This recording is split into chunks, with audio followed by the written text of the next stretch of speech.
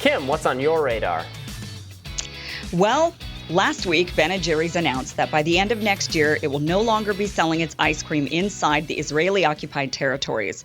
This means you will not be able to get any chunky monkey in any Israeli settlement inside the West Bank or East Jerusalem.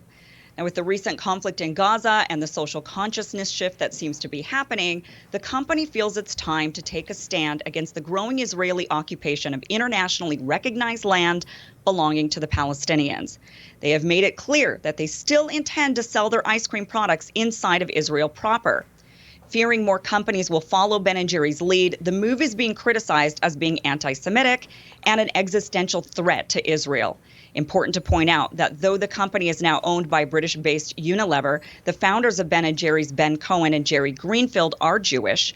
Ben Cohen was a part of the Bernie Sanders campaign. Sanders, who is also Jewish, has been a vocal opponent of the expanding settlements and occupation. And although neither Ben nor Jerry are involved in the management or the brand, they are still the face of the company and were likely consulted in a decision like this. So none of this really should have been a surprise, but nonetheless, the Israeli government and conservative America are having a meltdown.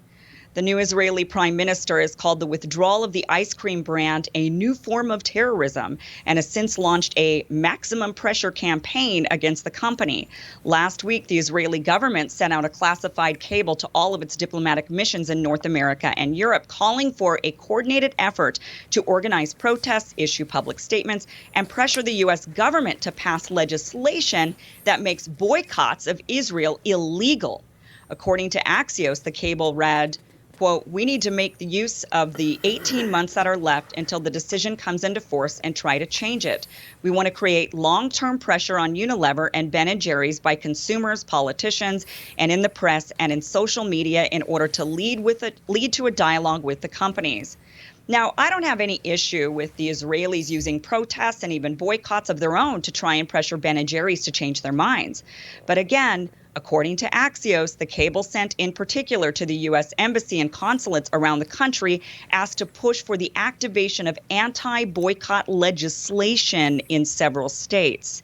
Yes, several states across the country have actually passed laws banning individuals and organizations from boycotting Israel in any way.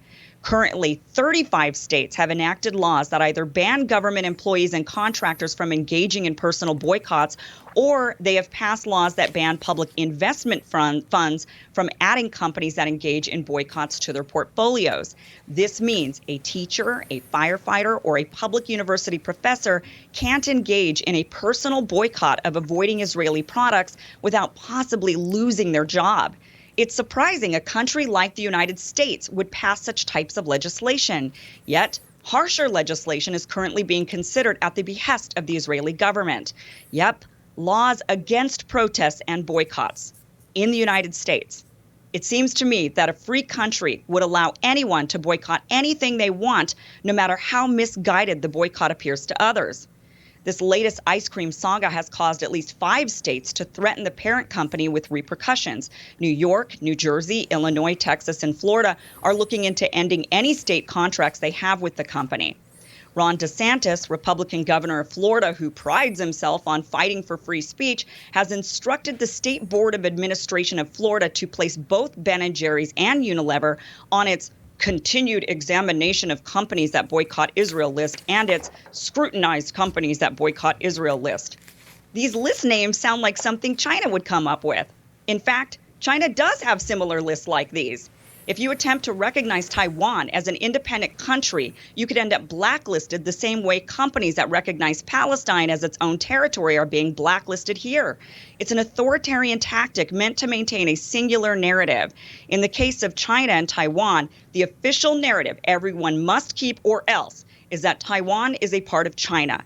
The One China policy bans countries and companies from recognizing the island as independent or end up on a list. In 2018, a Chinese report called out Amazon, Apple, and Nike for failing to recognize Taiwan as part of China. They were threatened with punishment through the removal of their licenses or suspending their operations unless they changed course. Now, how is that any different from what's happening to Ben & Jerry's here in America? I mean, this isn't China, at least we're not supposed to be.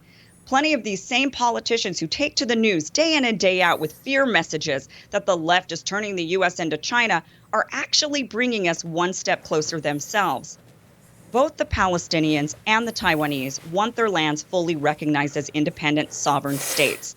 The ability of these more powerful nations to use intimidation and threats of financial ruin to keep people saying what they want is alarming and antithetical to being a free nation. And under no circumstance should any part of the U.S. government or any of its states be attempting to pass legislation that hinders any American or any American company's right to protest, boycott, or divest. Robbie, I mean, what are you thinking? I mean, are you having a meltdown over this personally? No, I agree with you completely. This has long really vexed me, this hypocrisy.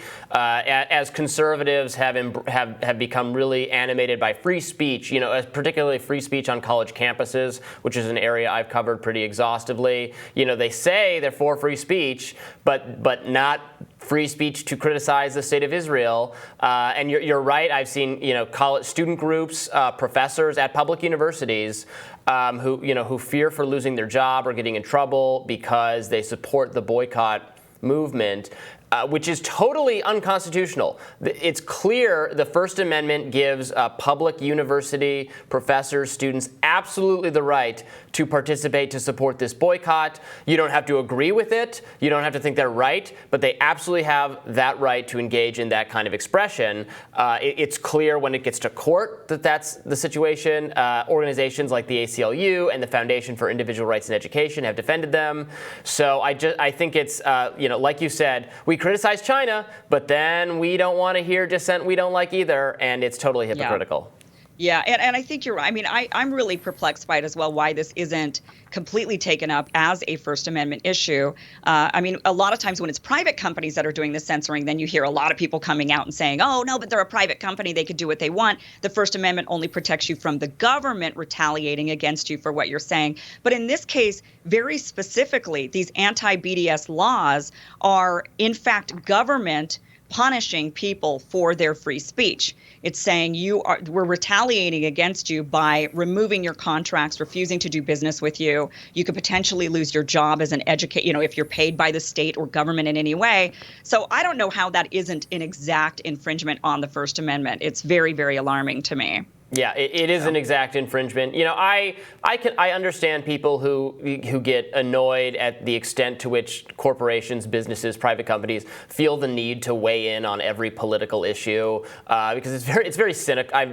Well, maybe I'm cynical, but I see it mostly as a branding exercise for them, a way to convince their customers they're the good people, they're woke, they get it. So I'm annoyed by that, sure, but there's they absolutely have the right to do that. They have free speech, free expression rights. And the government cannot punish them for doing that. They certainly can't forbid private organizations, people from engaging in that kind of speech. It couldn't be clearer. The First Amendment is one of the most kind of settled, it's probably the most settled aspect of our entire law, our constitutional system. It's been the most litigated, it's the most clear that you get to say things that people don't like and they have to deal with it. So it's really telling. And I mean, it shows you the amount of influence that hardliners on behalf of the state of Israel, the influence that they have here. Yeah, well, all right, Robbie, I am looking forward to your radar next. Thank you.